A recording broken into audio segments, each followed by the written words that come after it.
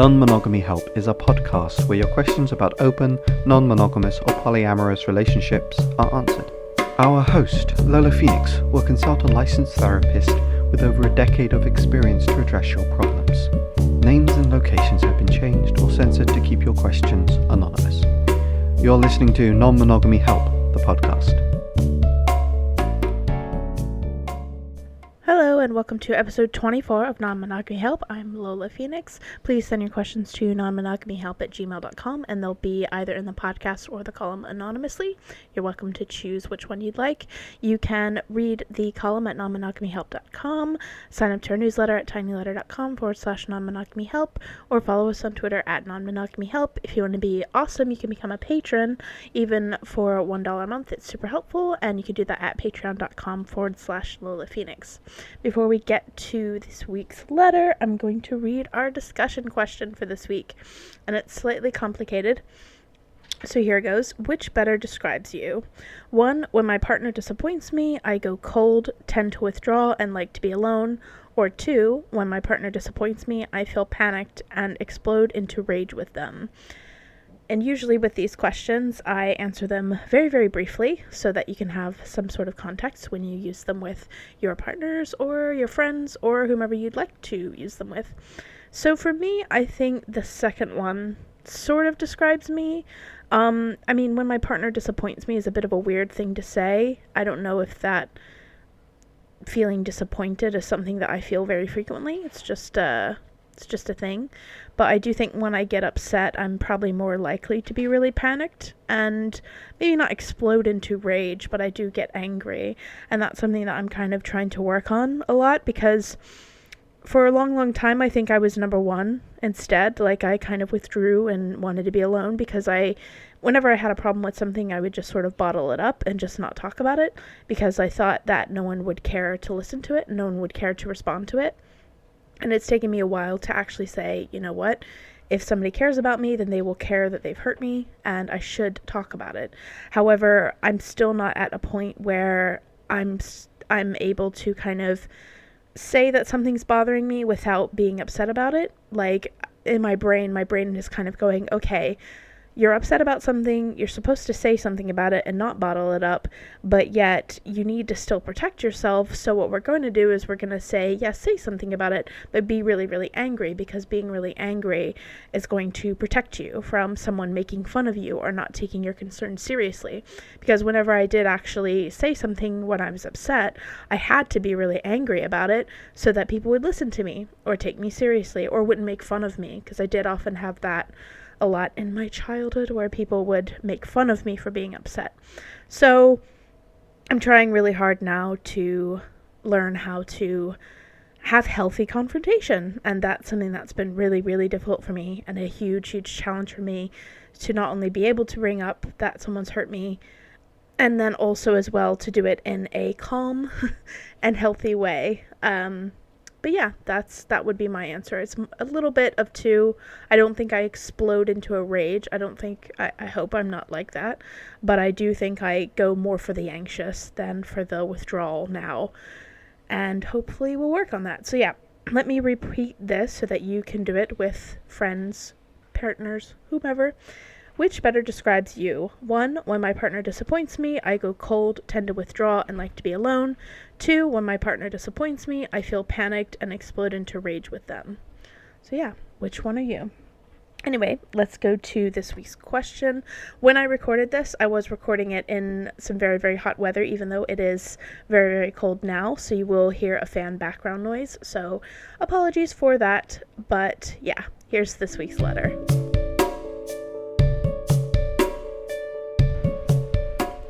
My name is X and I'm from Brazil. Now I'm living in the United States for like a month already, and I'm going to be here for 1 or 2 years for an exchange program. I have a girlfriend called P. We've been together for almost 3 years and she's in Brazil. I started to have conversations with her about non-monogamous relationships at the start of our relationship, like in the first year, because I always loved the idea of those kind of relationships at the beginning. She didn't accept the idea very well, and she didn't show interest about those conversations. Then she began to better accept the idea, and we always talked about it, like it would be good for us if we could see someone, go out with someone and stuff like that, but nothing happened and everything was just a theory. But we kept talking about this and reading stuff online, seeing videos, etc. to understand better everything. So everything started this one day when we were at the LGBTQ Pride Parade in Brazil and we met this girl, Elle. We were enjoying the party and we looked at each other and we said that we wanted to kiss Elle, so we kissed her, but separately.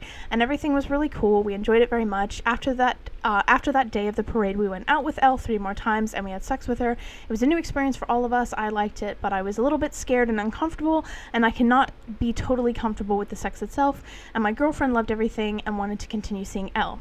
After this 3rd time, I realized that my girlfriend was enjoying it a lot more than I was, and I didn't enjoy the sex like the best time of my life, I liked it, but it wasn't one of the best experiences. I just felt weird after that. So I talked to my girlfriend and I told her that I was not enjoying having sex with Elle, and that I thought we should stop going out with her because we could end up creating some feeling, and everything would be a mess because I was afraid of hurting Elle.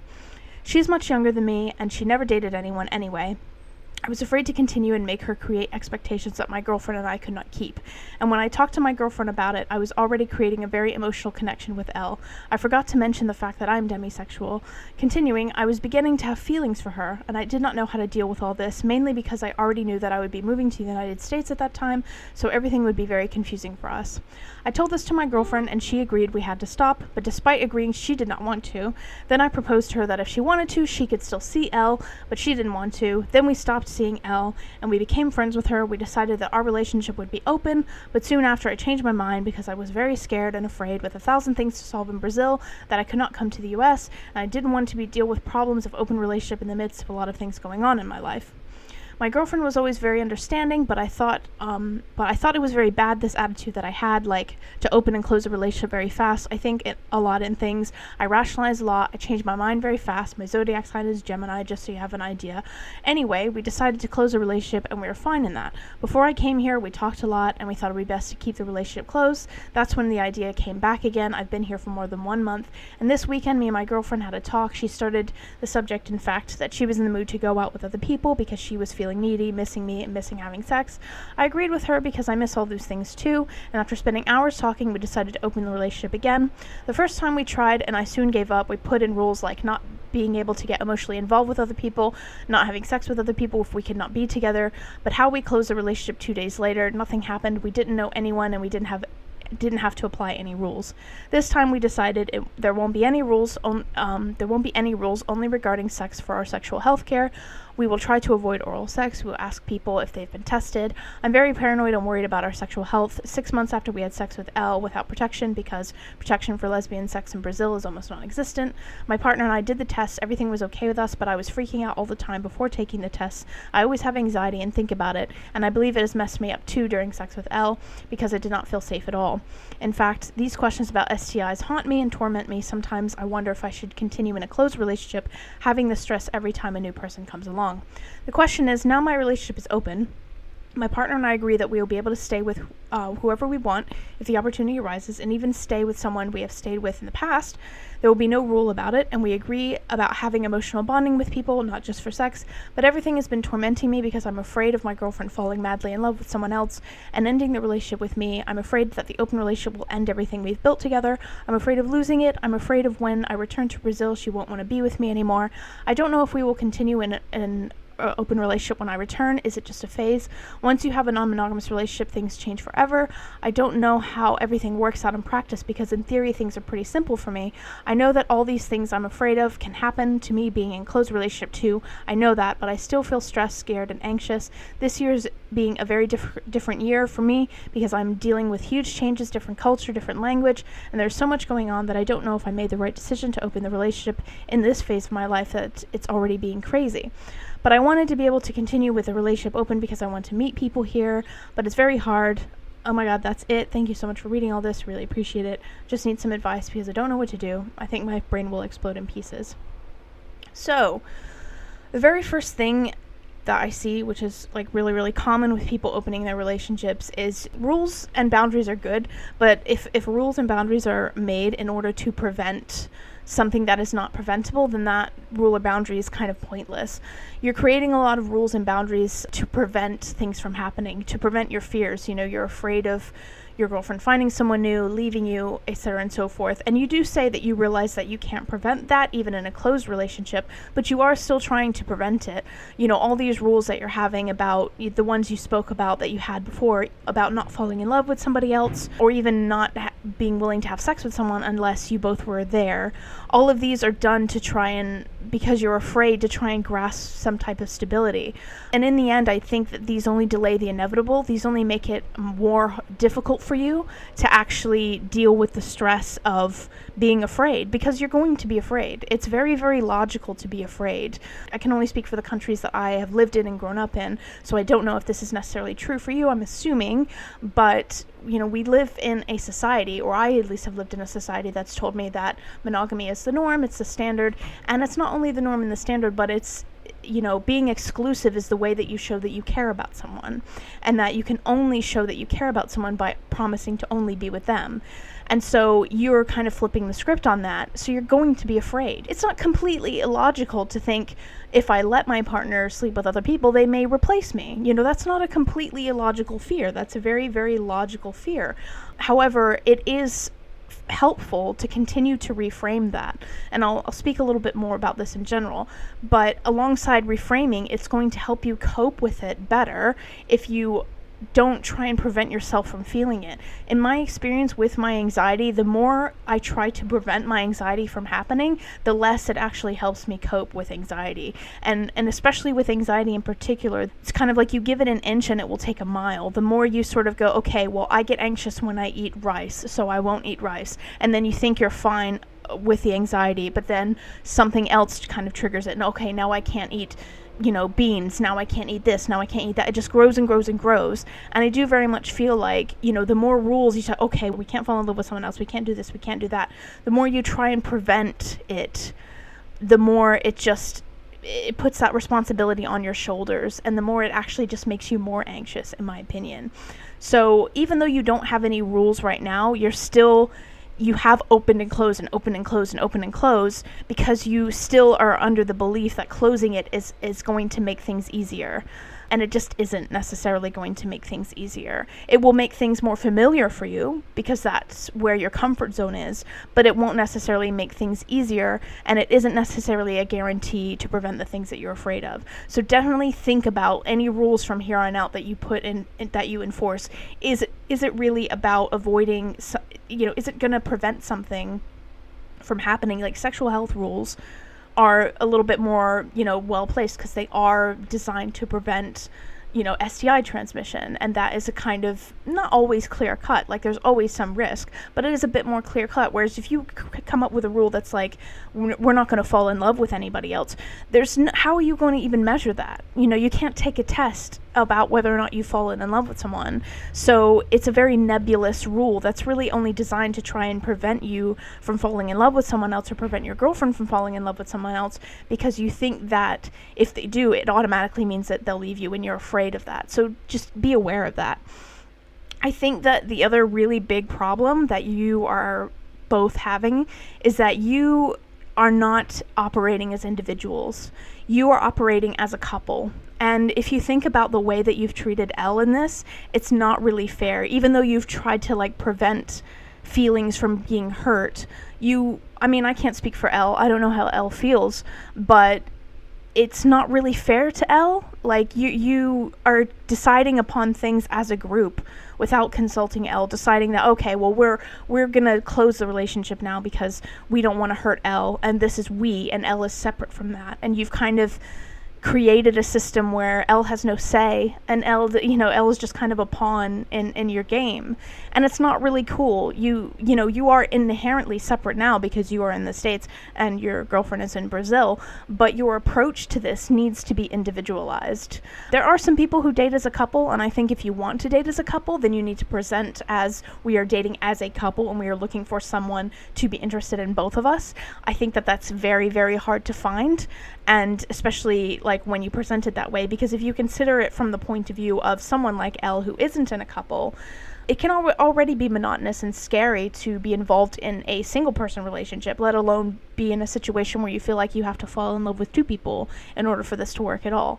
You know, you didn't have to break it off with her, but because you were so afraid and you needed to act as a couple, you could have, you know, you said you were fine with P, your partner, dating Elle on her own. And that would have been fine. But because you're so acting as a couple as another form of protecting yourself from something terrible happening, you're not really behaving in a way that's going to be good for other people in the long term, or be good for you, because you're so focused on protecting the mothership that you are treating other people like crap, and you shouldn't do that. So I think you need to start seeing other people not as additions onto your coupledom, but you need to separate yourselves from each other in your mind. You need to operate as individuals, and you need to date individually, and not date, you know, not say we wanted to kiss her, like you both wanted to kiss her as separate people. You need to think of yourself as individuals and stop this, like, unless you're going to fully present as a couple dating, looking for a third, which I don't think you should, because I think it's impossible to find, and that's not an appealing situation for anyone.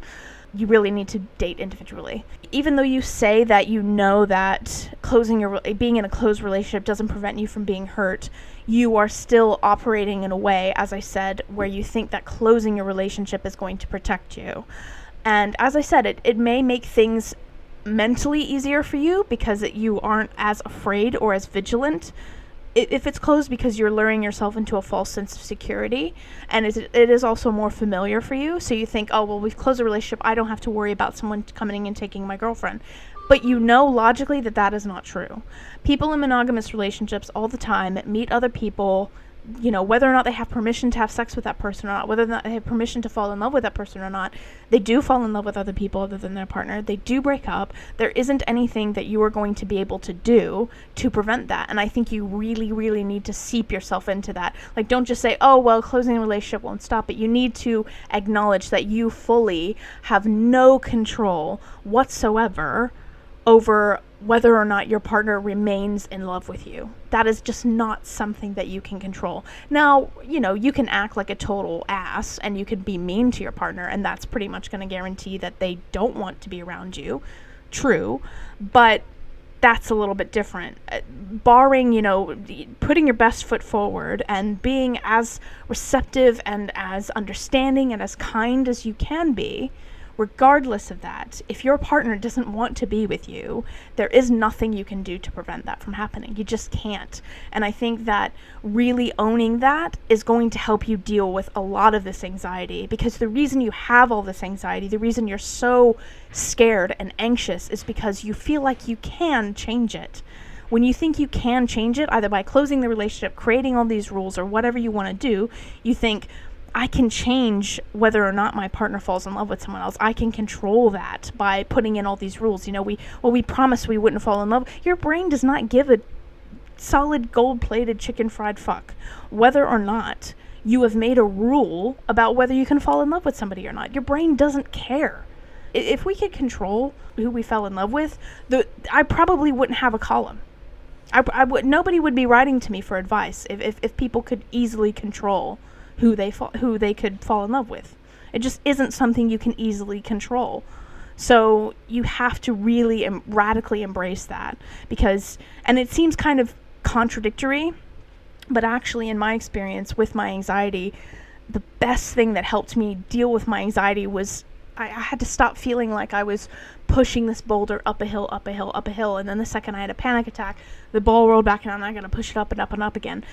I was continuously beating myself up because I kept feeling like anxiety made me a failure. I kept feeling like if I had a panic attack, it was a setback. If I had anxiety, it was a setback. If I had any kind of emotional breakdown or anything like that, it was a setback and I did something wrong and I wasn't handling it right.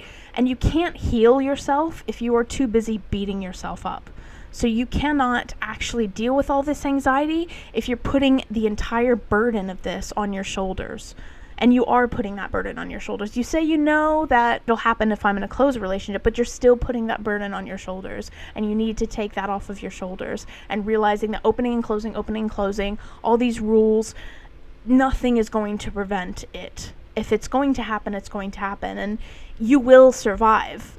You won't die. I know that, you've been in this relationship for 3 years. It feels intense. It is intense.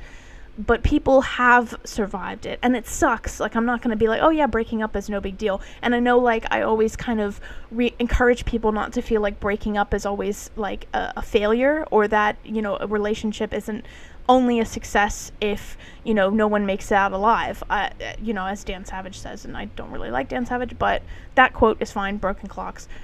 The point is that, it does still suck, even if it isn't a failure. It is sad and it is a loss, but you cannot prevent it. You cannot, putting all of that pressure on yourself is probably what's making most of this worse. And the fact that you think that you can prevent it, when you do open your relationship, there's all this stress on you that's like, okay, I've got to be vigilant. I've got to make sure that this, and you're just putting so much pressure on yourself. So please try to steep that, get that really solidly in your mind, that you cannot ultimately control this. And closing it is not going to fix it. Closing it will not fix it. It can only delay the inevitable. You're only temporarily relieving yourself of the anxiety for a short period of time. You say I get that you're in a new country. It's complicated. There's a lot of stuff going on, but there's going to be a lot of stuff in life going on. If you spend the rest of your life with this person, with P, when you have a baby, if you decide to adopt or have a baby, that's going to be a new change. Someone in your immediate family that you love very much could die at any point. That will be a huge change. There's all different kinds of things in life that are huge, monumental changes. And you can't prevent that from happening. And you can't put your entire life on hold all the time for what is a little bit of change. It is more difficult. Like, I'm not going to deny that dealing with this while you are in a new country and dealing with all that stress is a little bit more difficult. But, what you need to do is focus less on trying to prevent that difficultness from happening and more on strengthening whatever foundations you have with P, which also kind of brings me to my next point, which will help ground you a little bit more. You have introduced this idea of non-monogamy within your first year, and she's kind of slowly taken to it, and she has kind of fully embraced it, but it doesn't sound like you've really thought about what you want from non-monogamy. Like, what is your ideal situation? This is kind of something that I reiterate and I tell people all the time, because it is kind of a grounding exercise. We have to remember that when you live in a society where monogamy is the norm, where polyamory is not reflected in any form of media, where you don't see any polyamorous people, you are operating without a cultural script. You are operating without any kind of basic steps into making a relationship feel more secure. So there's the relationship escalator, and if you haven't heard of it, look it up. It's a really great concept.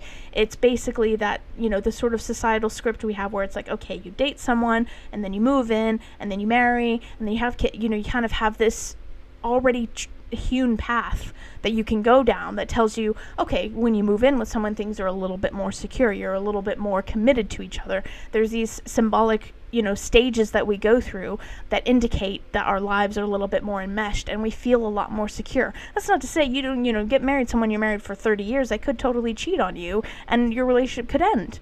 But because we have all of these little rites of passage that we go through that sort of reinforce the idea of security to us, we are less afraid. We don't angst about it all the time because it's kind of culturally inferred. When you're polyamorous, when you have an open relationship, that is not culturally inferred. So you have to figure out what your ideal looks like and where, what role non-monogamy plays in your life.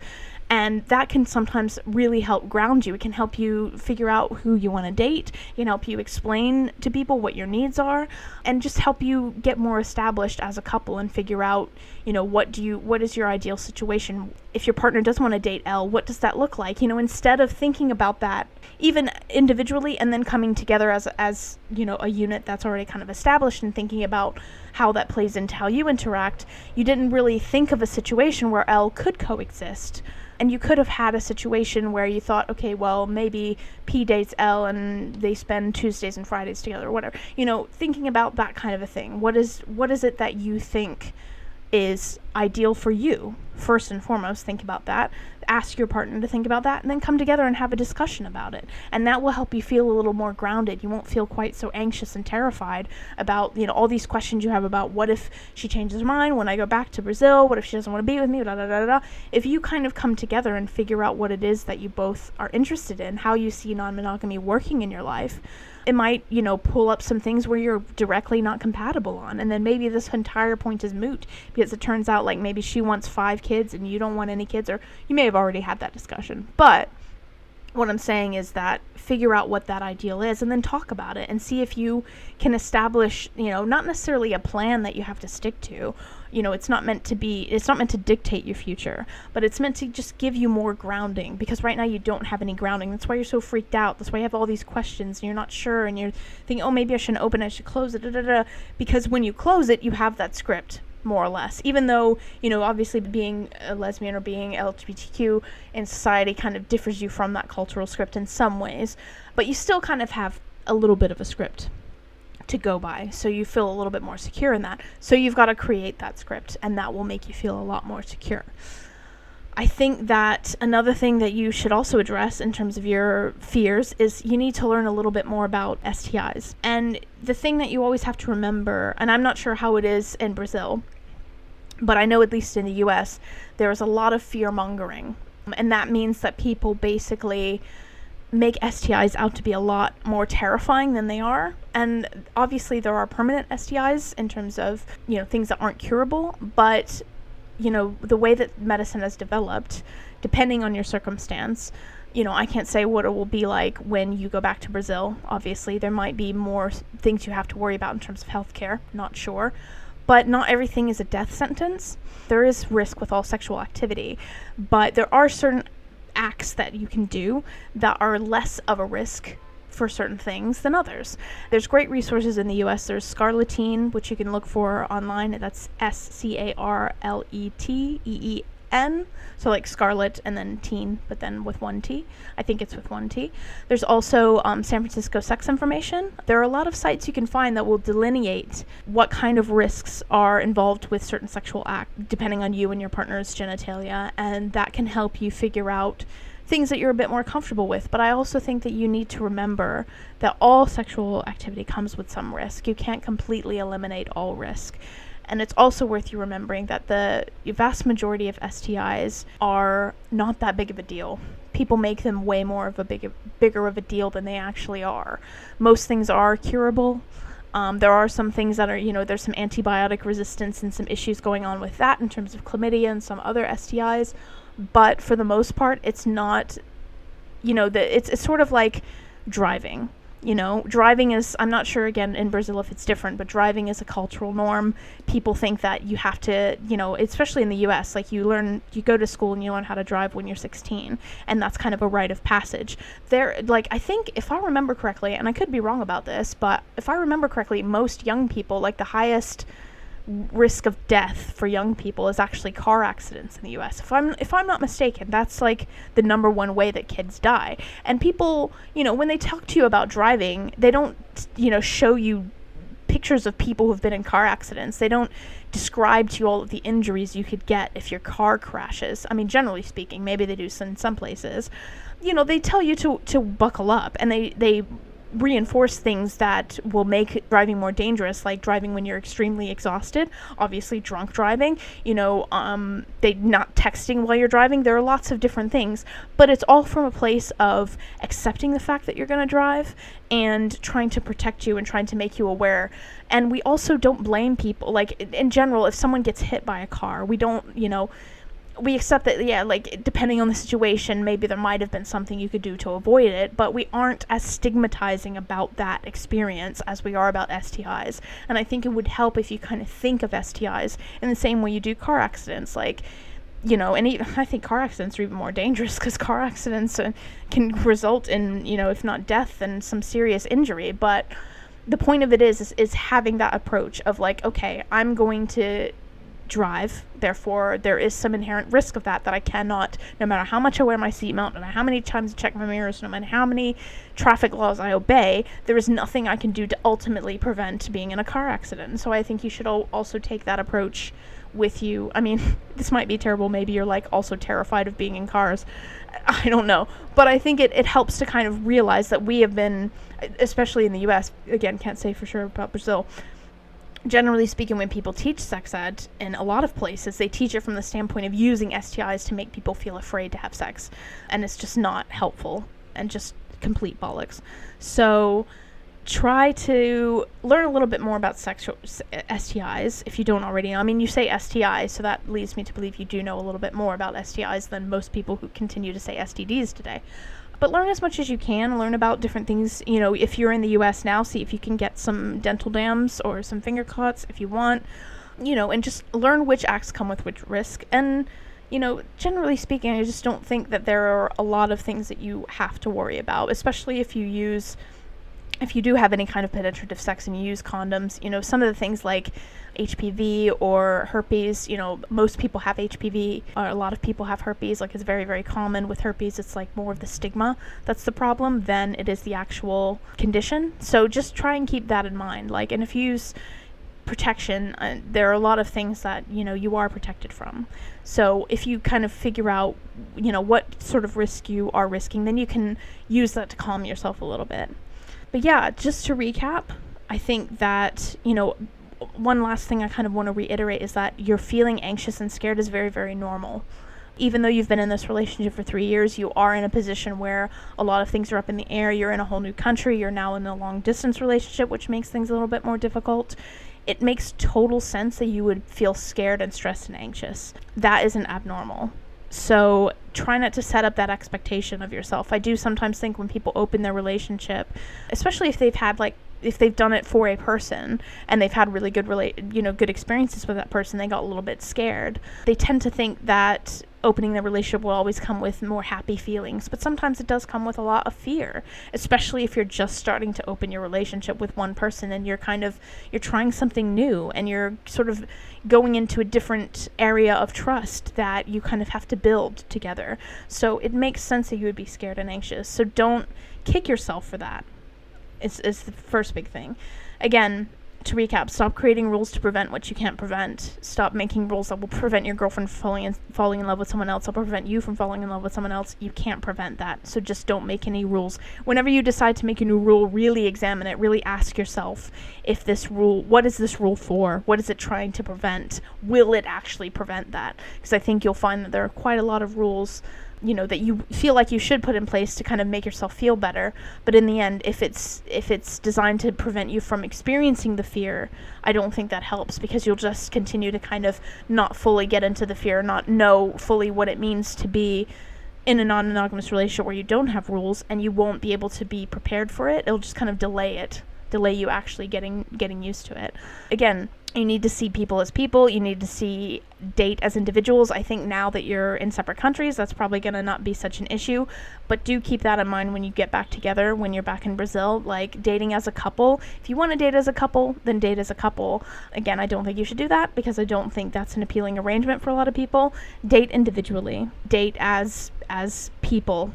And don't consider another person as an accessory to your couple relationship, or assume that your couple relationship is kind of like the mothership that needs to be saved at all costs, and any other relationship is just, you know, disposable. Because it really sucks. It really, really sucks to be a person who is dating someone and dating two people and having a good time, and then all of a sudden, you know, you can't do anything romantic anymore. You can't have sex anymore because for whatever reason these two people have decided that you're not allowed to have that anymore and you've had no say. Like, it really, really sucks to be put in that position. I don't think you'd want to be put in that position if you really think about it. So try not to put other people in that position, because especially if you're going to go out and try to date while you're back in Brazil and you're together, you're going to really struggle to find people who are going to be receptive to that, and you can potentially really hurt some people's feelings if you don't treat them, you know, as individuals and as your relationships as separate, unless they've agreed to date you as a couple and that's what they expect and all that sort of thing. Please date as individuals. Again, closing your relationship is not protecting you from anything. Even though you kind of say that you know that all of it can happen when you're in a closed relationship, you are still opening and closing as if that's going to protect you. So try and really steep yourself into that, because it will take so much off your shoulders. Like, it will take so much of the responsibility of keeping your partner and making sure that you're interesting enough and da-da-da-da. It will take so much weight off of your shoulders, and I think you'll find that it'll relieve some of that anxiety.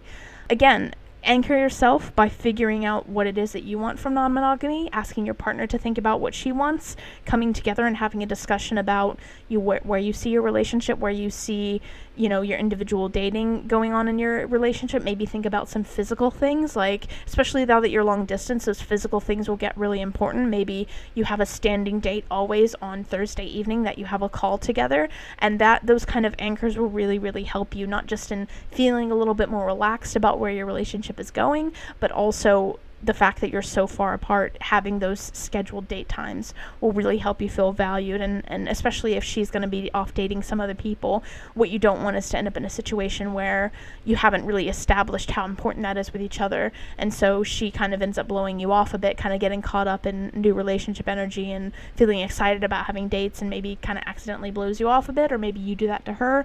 That can often happen to people in long distance relationships. So try and establish yourself, ground yourself together a little bit by sharing what you kind of want out of this, where you see your future going, what your ideal situation is. Really think about that kind of stuff, is that will help you figure out as well, if this relationship doesn't work out, if you have a good idea of what you want from a relationship instead of just being in one because society says you should be, that will help you in the future if things don't work out, because at least then you have a clear picture of what it is that you want, and it'll help you a lot more in the future.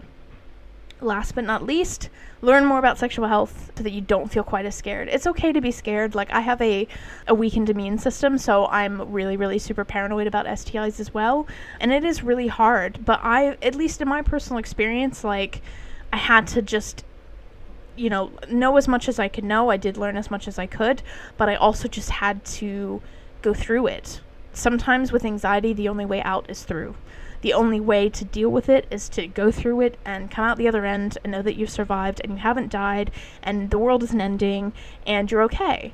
And I think that in my experience with STIs, when I was fluid bonded with someone, it was, every time they slept with someone new, it was so much anxiety, so much fear of like, and I just had to like realize that, me being anxious isn't going to stop it. There's nothing, again, it's about relinquishing that control from your shoulders. Like, I had to accept the fact that all sex came with some kind of risk, and that unless I was going to be, a completely celibate person, I had to just accept that the risk is going to happen.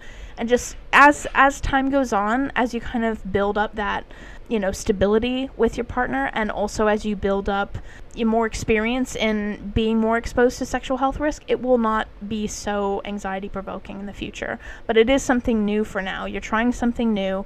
You also are dealing with a really big stressful thing of being in another country. So there's going to be a lot of anxiety flowing. And with some things, you're going to have to just kind of go with it and experience that anxiety. Stop preventing yourself so much from experiencing it and just deal with it.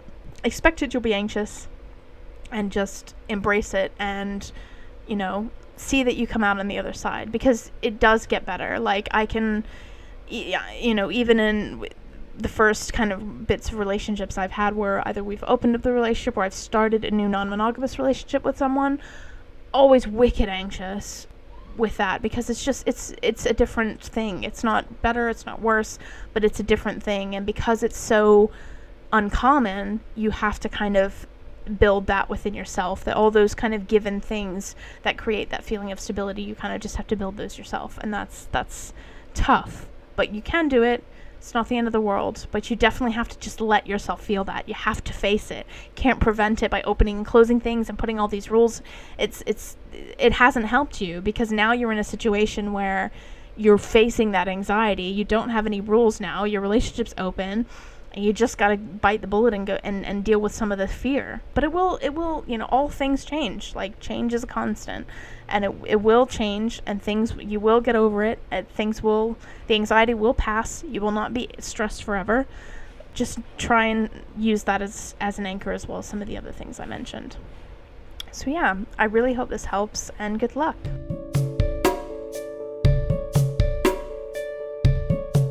Thank you again for listening to episode 24 of Non-Monogamy Help. You can, again, read the columns and listen to the other podcasts by going to nonmonogamyhelp.com. You can sign up to our email newsletter and get the columns and the podcasts before they go public at tinyletter.com/non-monogamy-help. You can follow us on Twitter at non-monogamy-help. And if you want to be amazing, you can become a patron. Patrons who donate $5 or more have their names read at the end of the podcast if they so wish. And our current $5 patrons are Laura Boylan, Chris Albury-Jones, Juke, and James Ortel. Thank you so much to those $5 patrons, and thank you to you for continuing to listen. The next episode will be out in a fortnight, and the next column will be released next week. So, yeah, thank you again for listening. You've been listening to Non-Monogamy Help. Our podcast music has been provided by Chris Albury-Jones at albury-jones.com, and the art was made by Dom Jung at domduong.com. Thank you for listening.